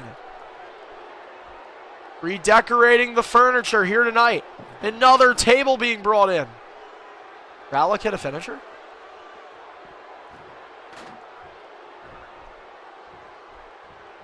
Oh. Ratluck with an ignorant slap, perhaps. Ratluck looking to rectify his table issues that he had.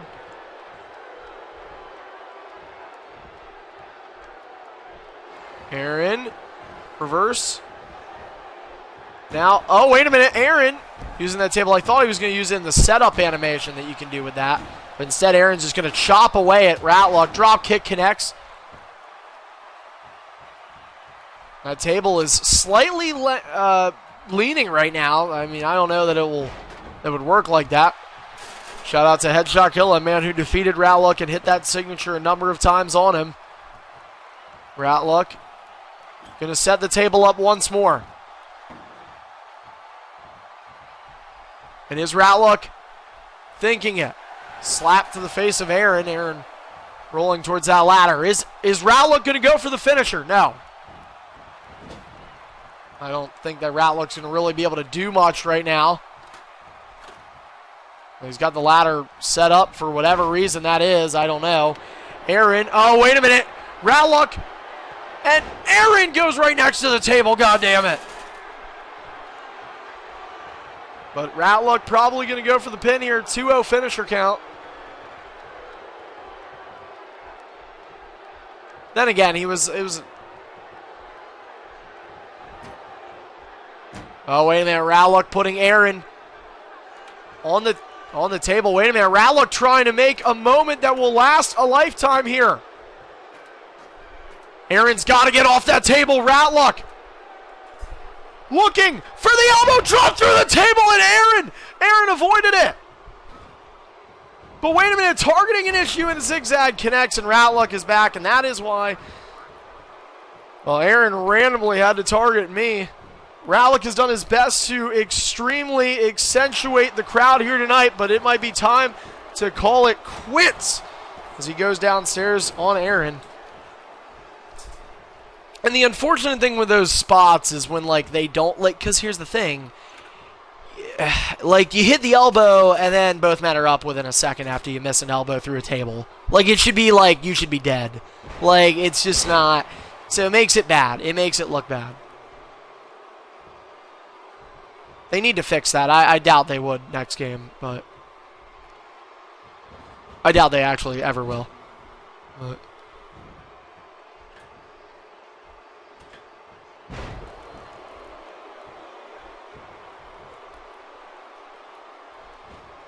so it has been extreme between Aaron and Ratluck.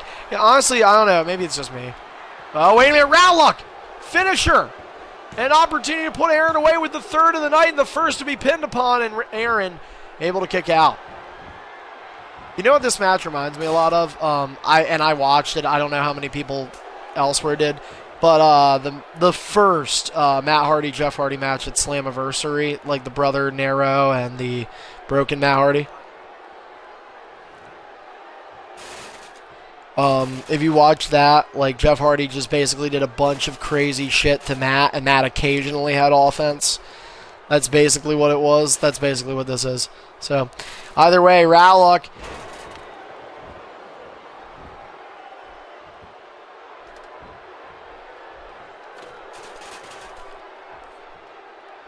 Oh, yeah, so, never mind, Greedy. We don't always need entrances, you know, Greedy. Oh, wait a minute. What's this? Oh! And if the game only fucking worked, this would look a lot cooler.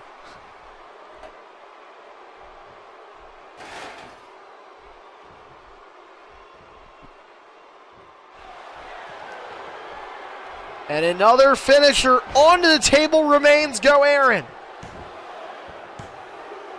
And this time, oh, Aaron just by the skin of his teeth able to kick out. 4-0 finisher count.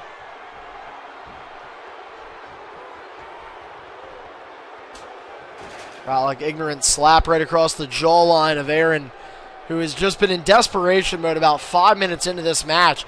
I go back to right when Aaron got hit with the sledgehammer, and that was when everything turned. That was just a couple minutes into the match, sadly to say, as he gets a finisher reversed.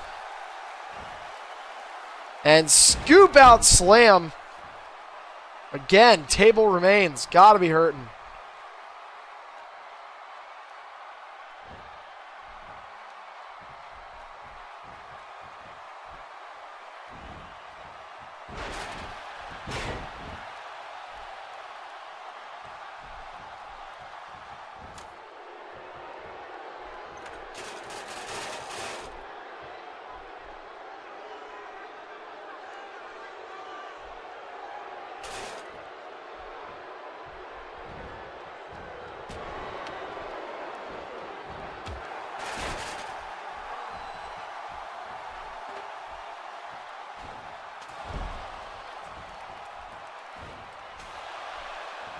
Aaron, though, trying to get back into this match. He is down 4-0 in the finisher count, but the weapons can help.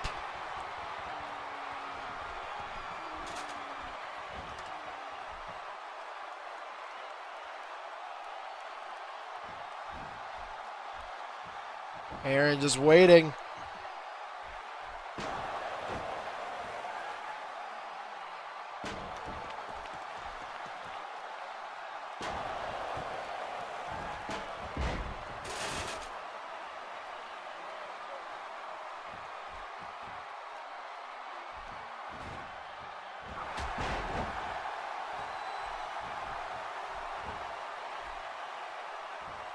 So Ratluck just back into the offense here. Aaron just has such little time.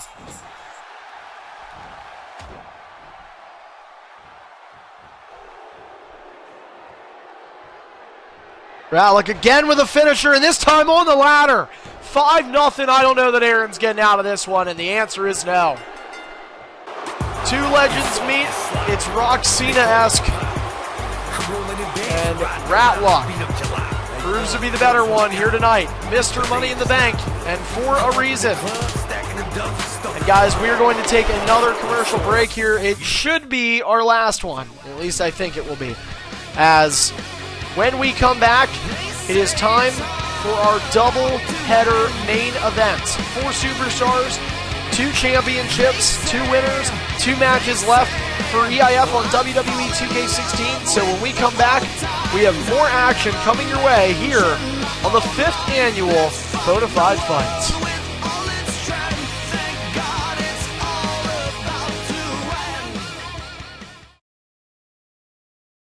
Does NBC have the stamina? Well, he can stall, actually, so it's completely legal to do that.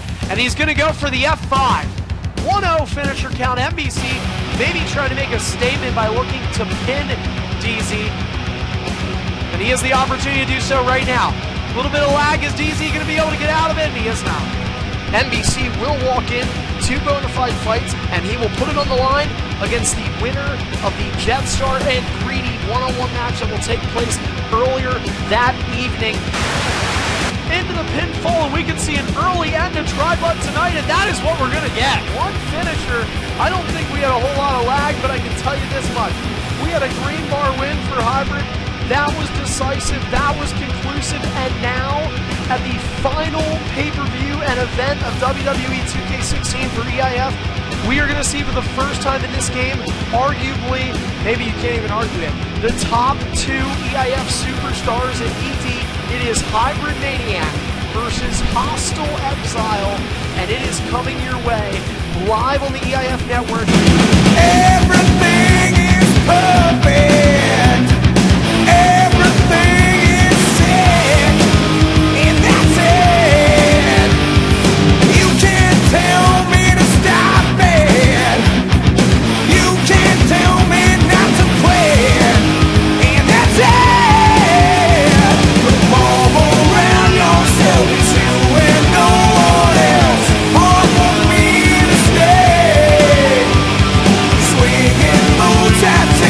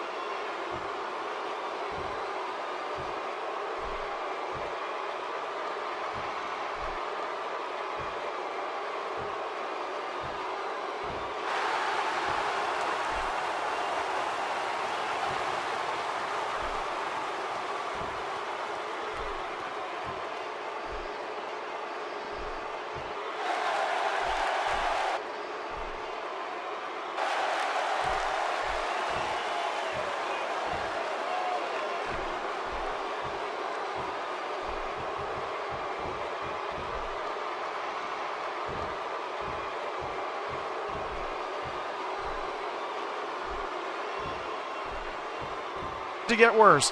But hopefully this will make it better. World Championship match, the last one in 2K16. Hostile, are you ready? Hybrid, are you ready? Ding, ding, ding. And so, guys, just quick explanation here is these two rope-a-dope.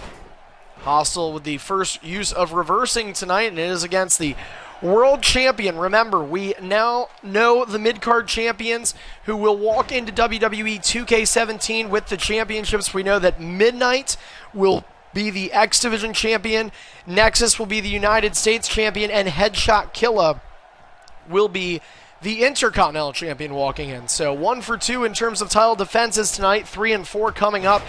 And we want to just let everybody know, since we already have went over the time. Also, I mean, realistically, you guys probably already know this. We're having low viewership tonight. Understandably, we are not going to be doing entrances again for the main event. We were having a lot of problems on those last entrances. So, I know to Greedy and NBC that's something that especially Greedy may have wanted. But you guys have to consider how bad the quality was, quite frankly, of those entrances. Is it going to be worth it? I don't think so. So I'd rather have a good match and a good quality match and get it going. I'm not going to rush the matches. If the matches end up being half-hour classics, that's awesome. But we're focused on the wrestling content. Again, my apologies to people. I said this. This card is a fantastic card. And quite frankly, it deserved a better fate. All the matches on this card, you look at it on paper, and we've seen this happen in EIF before. It was a combination of nerves, I think, early on, and then obviously connection. And there's only so much we can do as humans. Technology always has its problems. So I apologize to the viewers, but I hope at the very least you have enjoyed your night, if not for the quality of the wrestling, just to maybe even talk to people on the Twitch chat and part of the social media experience for EIF. But have to remember, a lot of positives came out of 2K16 for EIF as well. So we're hoping that we can still have some positives, as Hybrid Maniac and Hostile in a one-on-one right now, and Hostile is taking a beatdown. Hybrid Maniac green barred his last opponent, Tripod, but a lot of people thought if there was anybody in 2K16 that could stand up to Hybrid, anybody that could take Hybrid, it would be Hostile. Hybrid has won 18 of his last 19 one-on-one matches in EIF, and that is a very impressive record. So Hostile going up against history that isn't favorable, to say the least. Hybrid, in a strange set of circumstances, though, nonetheless has been world champion just as long as NBC on Superstardom. They've both held the championships, respectively, the main event titles, since August the 13th. So by the next time they would be required to make a defense, if either superstar wins tonight, either or both, of course, then they will be champion for over 2 months by the time EIF starts on 2K17. So some lengthy world championship reigns walking in to the new game. Midnight and Nexus, the only ones that are going to have, I guess, somewhat lengthy, sort of, not really, reigns. But anyway, they're going to both have month reigns going in. Headshot Killa will be the least of everybody, unless we do see new world champions crowned tonight. Hostile trying to, at the very least, get Hybrid out of green. The challenger and former world champion who held the belt for over a month himself gets taken out by a Bulldog here tonight. Hostile winning the title multiple times. In fact, 2016, a good year for Hostile. He won the Battle for Glory All-Stars tournament in sweeping fashion, the most convincing BFG final win in the history of EIF, for that matter. As Hybrid going downstairs on Hostile, and might be looking to make quick work, however, of the challenger, who is out of reversals. Hybrid with a right back kick, knife edge chops, and a finisher. Hybrid looking for the green bar. 2. And no, Hostile able to get a shoulder up. Last ditch effort to get that shoulder up. He has a reversal back. I mean, Hostile has been taking a beat down, and there's no fun way of putting it. Hasn't really been on the game as much. I mean, that's another facet of this card we didn't really talk about. It's a big signature hits from Hostile. He's down to a knee, but that gave him some time. That gave Hostile a little bit of time right there. And he got Hybrid out of green. Now Hostile Gonna wait. Hybrid gonna grab the ropes. That's gonna give Hostile some liberties. A little bit of a lengthier move, and it's on from Hostile, who's got a reversal back. Hybrid with 2 of them, though.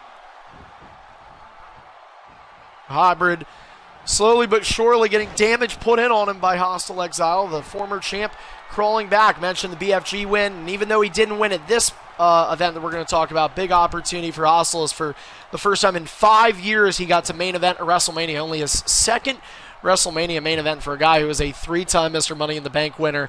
And by the way, also has more undisputed world championship reigns than any superstar in the history of EIF with 12. But with both men out of reversals and Hybrid with 2 finishers, making just 1 left, it's a 2-0 finisher count, and Hybrid Maniac looking to retain his championship. 2, and that's going to do it.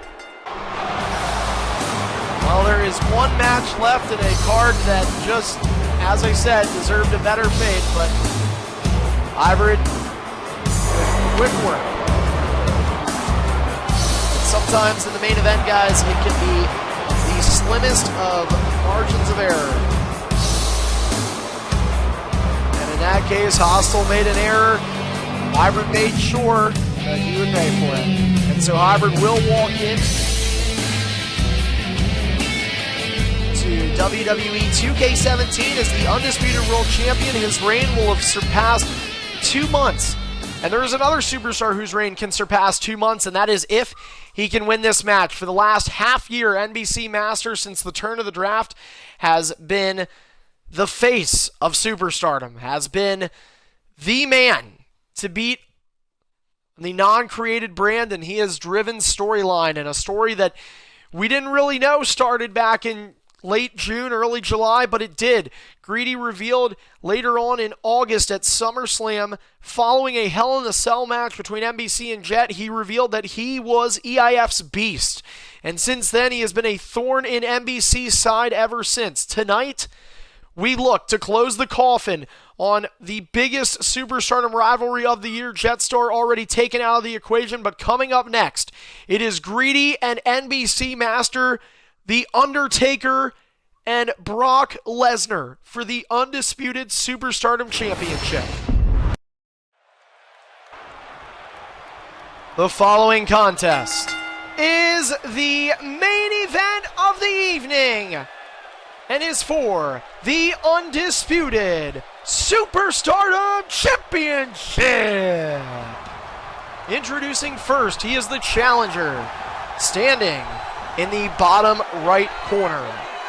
From Florida, representing the dead man, The Undertaker, by the Green. And his opponent, from Burlington, Vermont, representing the Beast, Brock Lesnar, the current reigning and defending undisputed EIF Superstardom Champion, NBC Master.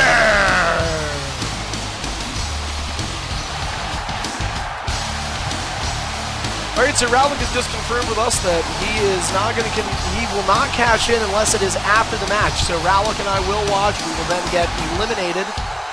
History will open up the new game. And this schedule in terms of EIF pay-per-view is a little unorthodox from a couple of the past few years, and that's just due to the game releasing a little bit earlier than what we had expected. Typically, WWE games release late October, early November. This year, sort of it's before the middle point of October, so that kind of forced our hand there, but that is fine. We're hoping that tonight's main event is a good one, hoping that the connection is good. And while we've been complaining about connection here tonight over the last couple of weeks, cannot argue WWE 2K16 brought us a lot of good moments. NBC and Greedy, both guys that probably wouldn't complain about their 2K16s. And so we hope that 17 will be better, but as they sometimes say, and then there was one. The final EIF match. Hey, I hate you. Asshole Vader. All right. So here we go. And it starts out. And it's going to start with Greedy. Off the rope, big boot. NBC avoids that. Forearm to the back. And NBC, double arm underhook while you know what comes up. Suplex. Both superstars who are representing Lesnar and Taker tonight are planning to represent them in WWE 2K17 to start. NBC with the first overall pick for 17's first round draft. Greedy had the 5th overall. Stomp. Greedy ended up getting caught a bit. Champion and Greedy one-on-one again. And you just felt like after their one-on-one at August 13th, you felt like it had to happen again. These two have been in the ring with each other in tag matches, multi-man matches since then. The triple threat, September to Remember. Greedy's been playing gongs at the top of the entrance ramp. He's been distracting NBC in matches. NBC actually started playing Brock Lesnar's music to distract Greedy more. These guys have been rivals, and it looks like the final chapter might be written between these two, ironically on the final day of EIF on WWE 2K16, which it technically was October 2nd because it is past midnight. So, Greedy, back body drop reversal. So, by the way, for Tripod listening or whatever, if Greedy wins this match, he will have been champion since October 2nd because it's past midnight. So, clothesline connects for Greedy. He picks up NBC Master. Challenger in control now. And Greedy had to defeat Jetstar in the opener here tonight to get this opportunity, going old school on the champion. And speaking of Jetstar, I mean, who can forget? August 13th, it was a tough SummerSlam to watch. A lot of people know that, but you know, NBC and Jet tore the house down. Main event, 3 stages of hell, and NBC laying in that final stage, that Hell in a Cell, just barely able to beat Jetstar and stayed laying on the canvas. All of a sudden, he's in the midst of realizing. Music is on in the background, in the midst of realizing he's the champion. He's the new champion, by the way. Just won the title from Jetstar. And all of a sudden, the stream went off air. We got a tweet sent out to the EIF network earlier that day saying that the Beast was here, but no sign of him until then. The video began to play, and it was then soon revealed that Greedy was EIF's Beast. He would then go on to use his anytime title shot against NBC Master, and NBC would shock the world and drop Greedy as he looks to do so right now. Painful knees being delivered to Greedy, and to the outside goes the challenger, and there is that bravado that NBC has. Official being blocked vision there by the champion. NBC Masters' younger brother losing earlier tonight to DZ in a questionable match, although Greedy has to be careful he doesn't lose by disqualification. Big shot to the body there from NBC. But NBC Master knows that if he is the champion, assuming his next defense could be at Fight the Fate, which it might, as Suplex City chants begin from the AI audience, Greedy just getting hit and suplexed all around the place, and NBC is trying to dominate Greedy right now. Another inverted version of the suplex, but NBC's next opponent could very well be DZ, but now DZ is going to be keeping a heavy eye on this because he gets to pick the stipulation for the Superstar Championship match at Fight the Fate. Greedy with the baseball bat got hit on the kidneys. Awkward shot connecting for NBC Master.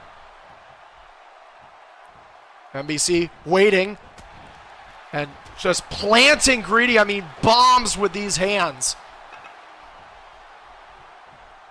And once again, another German suplex. And you think about Greedy and this guy who has been such a good EIF superstar over the last couple of years, Hall of Famer, by the way. And you see NBC dominating a guy like this. And NBC coming off of a win actually just recently against Deathlock as well on the final ED episode, the main event there. I mean, NBC has just beaten some big names, and he's just shocked the world with how damn good he is, quite frankly, in EIF. And to be able to do this to Greedy, who's now coming back, thankfully, for Greedy. But for NBC to be able to do that to him, it's freakish. And NBC, though, running another German suplex, painfully delivered to Greedy. But wait a minute, Greedy about to gain that reversal back. NBC not going to let it. Kimura locked in. The Kimura is locked in. Greedy has submitted off of this move before, and if he does again, it's going to be the end of the show. And the end of EIF on 2K16, he taps out. NBC Master defeats Greedy again.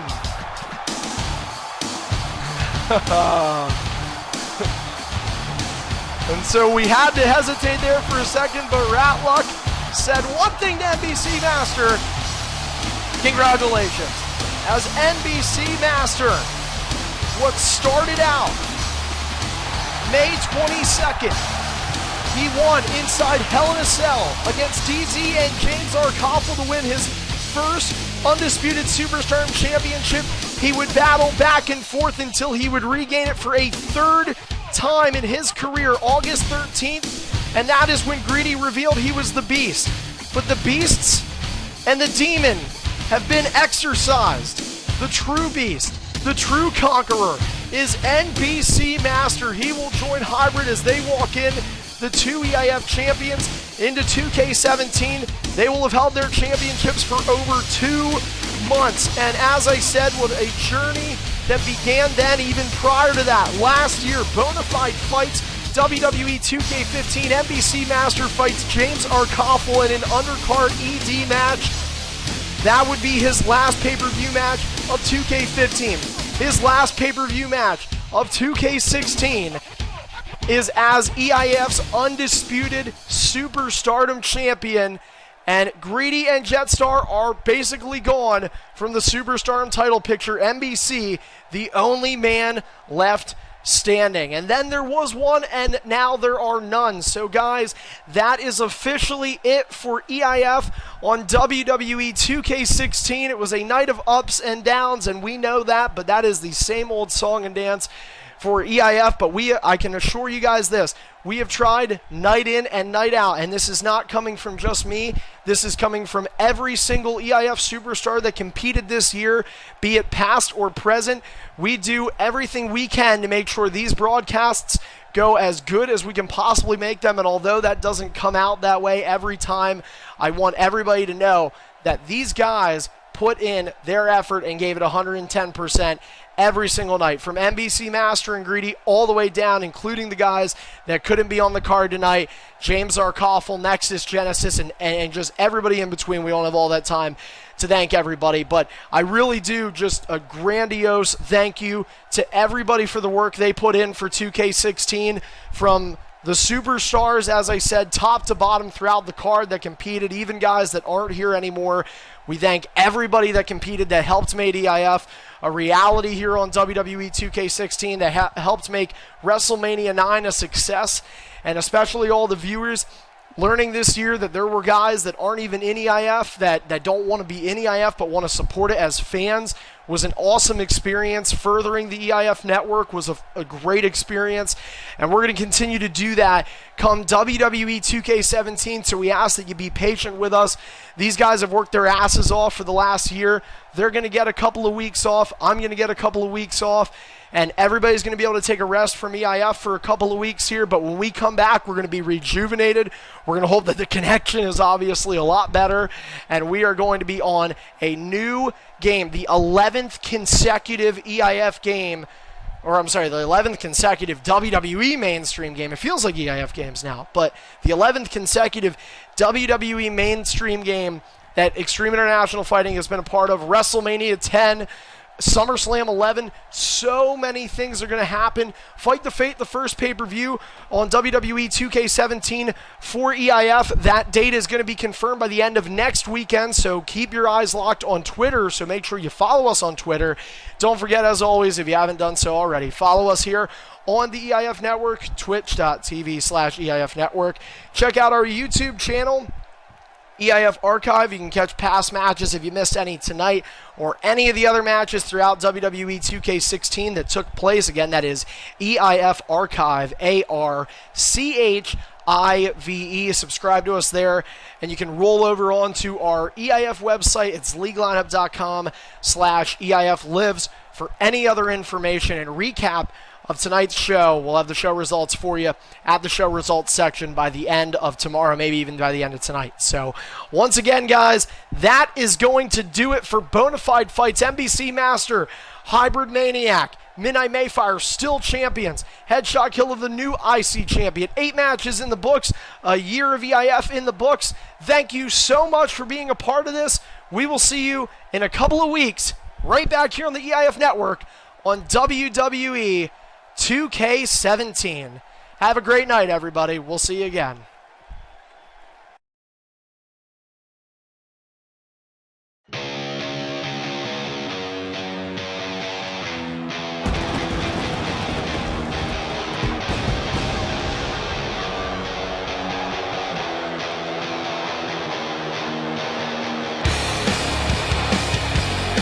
Fading, referee double checking on him right now, and he's gonna fade out. Jetstar's taps out.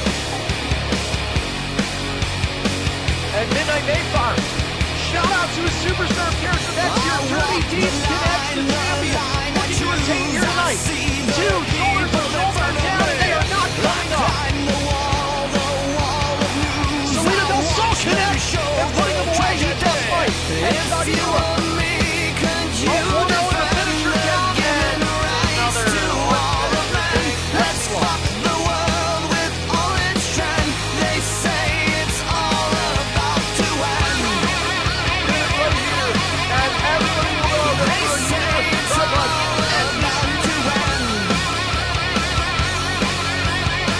The finisher, and this time on the ladder. 5-0. I don't know that Aaron's getting out of this one, and the answer is no. 2 legends meet. It's Rock Cena-esque.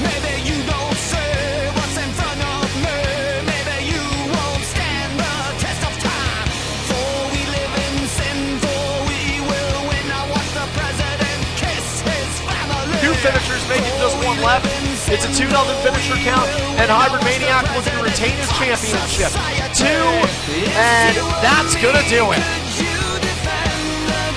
Well, there is one match left in a card that just, as I said, deserved a better fate.